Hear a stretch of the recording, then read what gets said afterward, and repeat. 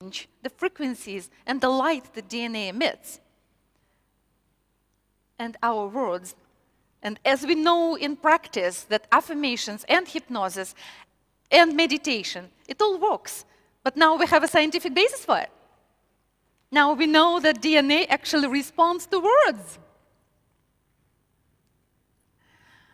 Even more interesting, they copied the DNA vibrational patterns and they call it wave genetics. So they changed the wave pattern of, copied the wave pattern of a salamander, and they transmitted it to a frog embryo, and they got the salamander. They changed morphogenetic field, and they get a salamander out of the frog embryo purely by vibrations, purely applying information and energy, nothing else. No cutting genes, transplanting genes, no surgery, strictly wave genetics. Isn't that exciting? You get another species just by applying frequencies, applying energy, applying information. That can be done. Purely scientific research at this point, purely. But again, can be done. So, does it apply to regeneration? Absolutely. We want to know that. But there is something more in that research. What they found, and that is very, like to me, it's very exciting. What they found is that DNA actually is capable of create just subtle invisible patterns in the vacuum energy space around that are called magnetized wormholes. And quantum physicists know it very well. This is a phenomenon known in quantum physics, if I am not mistaken, and if I am, I apologize, as Einstein-Rosen bridges, which are tunnel connections that are found near black holes or the burned out stars. And to give you just an idea, if you saw the movie Contact, where Judy Foster was transmitted through the tunnel, it's something like that. It's a wormhole, it's a tunnel that exists outside of time and space and that actually transmits information. Not even in time and space, it just transmits information from one part of the universe to another. So magnetized wormholes are tiny, tiny similarities to the Einstein-Rosen bridges that exists in real time around the DNA, which means that DNA can actually capture information from we don't know where. It just exists out there. So DNA is capable of capture that bits of information and transmit that to the consciousness level. And what does that tell us? You know, phenomenon of hypercommunication, right? Simple explain is that, for example, in ant colony, if you take the queen ant, which determines the behavior of the entire colony, and you take her like several miles away, if she's still alive, colony will behave as it usually does. It does, everyone knows their job, everyone works together in harmony. You kill the queen, what happens? Everything dies. So queen ant is capable of transmitting the information from way far. There is no other explanation but hypercommunication. How do you explain the phenomenon when someone all of a sudden knows that their relatives die somewhere? It is hypercommunication. We just know. We can feel it. And we know some other things that we cannot explain from a point of view of normal our daily life. Intuition, channeling. How do you explain channeling? Now, if you consider that DNA is capable of capturing information transmitted through these magnetized wormholes, now you know it can be explained. DNA is getting this information from the space, and it's getting you into your consciousness. Well, Is it always everyone is capable of hypercommunication? Yes, everyone is capable of. It doesn't mean that each one of us is equally capable of, because hypercommunication, as you probably know, like in the example of channeling, only happens when you are very relaxed, right? When you're in that meditative state of mind, and when your mind is basically turned off, our brain turned off. And then you get that state between sleep and awake, and that's the best time to get hypercommunication. And as you know in examples, hypercommunication happened many times in the past when all of a sudden like Mendeleev got the table of chemical elements in his sleep. So that's how it came to him. Like people get all of a sudden mathematical formulas or download the whole encyclopedia from somewhere. Hypercommunication that only happens in a state of relaxation. Stress, worry, hyperactive intellect, it will all block hypercommunication. That's another your basically foundation or basis for importance of meditation, for importance of being in that state of mind that allows for hypercommunication to be received and decoded, understood consciously. Interesting? Yeah. Thank you. Also explains the morphogenetic fields now, right? Also explains how the Rupert Sheldrake, the idea of morphogenetic fields that determine how species look like.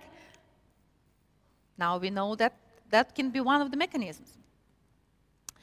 Also very interesting effect. When scientists put the DNA sample and irradiated it with a laser light, it was a wave pattern typical for that DNA formed. Now, when they removed the DNA sample, the wave pattern stayed. It didn't go anywhere. There is no substance. There is no DNA anymore. But information and energy is still there in the pattern that was there before the DNA was there. It's called now the DNA phantom effect. And do you think that's important for regeneration? Imagine the phantom, the informational matrix that still stays there even if the structure is not. In the experiments, the DNA phantom effect lasted for about a month after the DNA sample was removed. So which means if someone loses the organ or part of the body, potentially we still have the time frame where informational matrix is still there. So if we trigger something at that point, there is a good chance, if the other conditions of course fall into place, that we can regenerate that structure because the information is there. Sorry? It is revolutionary, absolutely. Absolutely. And okay, right now it's still a research, but it is the basis of the further developments in that area which are revolutionary, and I absolutely agree with you on that point. Okay, so here is a summary of the Russians' DNA research, which we already went through. So DNA acts as a biological internet, communicating, downloading information, sending out, and communicating with other participants in the network, which means we're actually all communicating on the DNA level at the moment.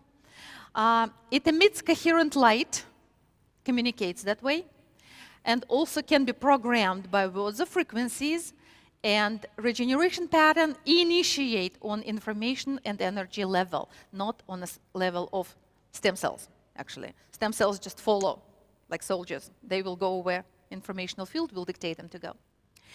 DNA wormholes in space now can explain the hypercommunication and morphogenetic fields, and the DNA phantom effect is something to study for regeneration. Russian studies studied the energy and information long before that DNA study has been done. And what they also actually they created a device that works on an energy and informational level. And they created it for cosmonauts in the end of the 80s. They designed it for the cosmonaut research program to cosmonauts to be able to quickly fix themselves while in space without need for hospitals or drugs or surgeries. So basically, ensure that cosmonauts can regenerate if something happens. So the development was done. The team of scientists was assembled. Unluckily, well, it never went into space because then perestroika came and the research was closed, and then, however, the research didn't disappear. And scientists got together, they got necessary approvals, and they got the technology out. And we will be talking about this technology shortly, but I want to let you know that this technology is not just a device. We were talking about the systems, right, in the beginning, and that was a reason for it. Russian thinks in a systemic way. So they look at the body as the system that performs a certain function, which each of us need to find out who we are, what we are here for, our goals, our purpose in life. That's our function, that's our purpose. What we are in the bigger system, what is our role that we're supposed to play. And if we find this role, we actually feel really comfortable. We feel that we are in our element. We're doing what we're supposed to do, and we feel supported and happy, which we, of course, supported by bigger system always supports its elements. So it's a holistic approach.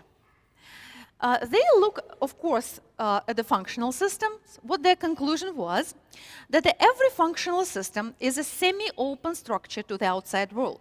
It exchanges energy, information, and substance with the outside world on a continual basis. And at the same time, it keeps this constancy of its internal environment. And we call this constancy or stability of an internal environment homeostasis, which is a term which is well known for all of you, of course.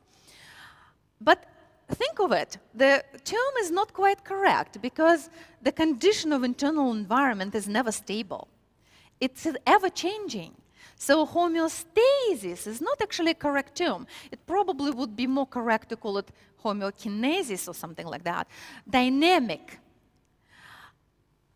We call it the adaptation. So, what actually ensures that the body keeps the stability of internal environment in ever-changing outside world is the system that we call the system of adaptation. And the Russians did a lot of study in that area. Very important to understand. That's how the model that actually they created for adaptive systems, how the living system actually functions, and I'm not going to go with you through the details of it. I just want to show you the complexity of the whole thing, how the adaptive system actually works. And it's not just a human body. Every system, every functional system works on the principle of adaptation. That's a process. That's how we live. We adapt to these changes in the outside world, trying to keep the stability of the inside world. And that's the basic principle of life, like adapt or die. If you think of it, if you cannot adapt to any kind of change in the outside environment, you will cease to exist. And I'm not meaning just changes in temperature or changes in the air that you breathe. Imagine a kid who got in a school and got bullied. If the kid cannot adapt to that environment, what's going to happen? Suicidal rate is huge in the States, for example, for the kids who cannot adapt to the environment.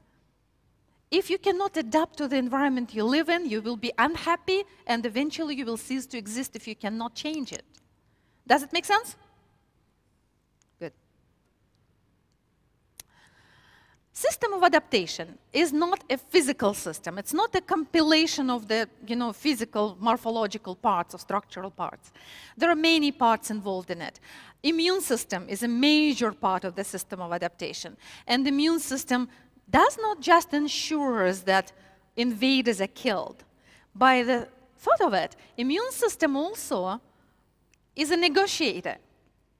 It negotiates the relationship with our environment. Yes, it determines the invaders, but it also learns or teaches us to live in harmony with somebody or some things that can be helpful for us. Let's say commensal flora of our intestines. Yeah, we need to live in harmony with E. coli or bacteria bifida, but if immune system is weak, then E. coli multiplies and creates problems, correct? Candida multiplies and creates problems. But normally, Candida is something that we're supposed to have. It's what part of our symbiotic relationship with other microorganisms. And the immune system is responsible for it. So immune system is a negotiator, and of course, it's supposed to see when something is going wrong and when normal, healthy cells of the body all of a sudden turn into cancer cells. So immune system is very much a big part of the system of adaptation. But there are other parts which are equally important. For example, our skin.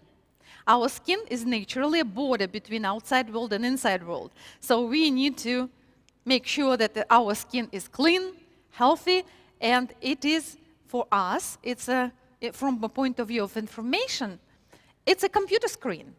Skin always displays what's happening with the body inside. As you know, skin will always have changes on outside, visible or invisible, which will let you know as a practitioner there is something is not quite correct with the system. System of adaptation works on the principle of biological feedback. So it always checks. Do something, check. Do something, give feedback, check. And make sure that we all are in a state of homeostasis, which is completely relationship between outside and inside world, and we have a stability of the internal environment. So health is a state of coherence when everything is harmoniously organized inside the system and all parts of the system work together. Coherence is a perfect balance between a chaos and a perfect order. It's when individual units in the system are very autonomical and they work on their own, but yet they're synchronized and harmonized, and all together they can play as instruments in the orchestra. Each instrument in the orchestra has its own vibrations, and it's very much different from the other instrument, and yet when they play together and listen to each other and harmonized, you get a symphony. If they do not listen to each other, you got a cacophony. So coherence is a state of balance and harmonization between very individual units in a system. And just like the instruments in orchestra, different tissues and cells in our body needs to harmonize its vibrations to create the symphony of life. And that's what disease looks like. That's where harmony is lost. Synergy is lost. Waves get out of sync. And when your body is in this state, there is no joy in your being. So from a point of view of the Russian inventors of that device that I told you about, disease is nothing else but slow adaptive reaction. Just think of it. It means that the body cannot adapt to something, and it is difficult to adapt. Disease. Adaptation is not going easy.